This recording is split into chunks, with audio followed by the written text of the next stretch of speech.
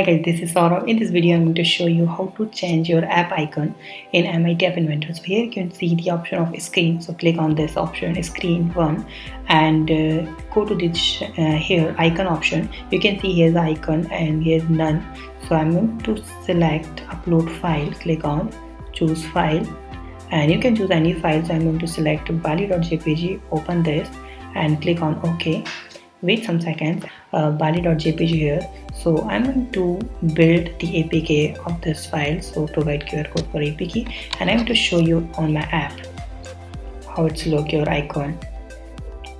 So here you can see that's my icon app here.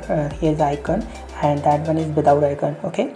So that's very simple process to change the icon. If you have any doubt, you can ask me in comment. Thank you so much for watching this video. Please like my video and subscribe my channel.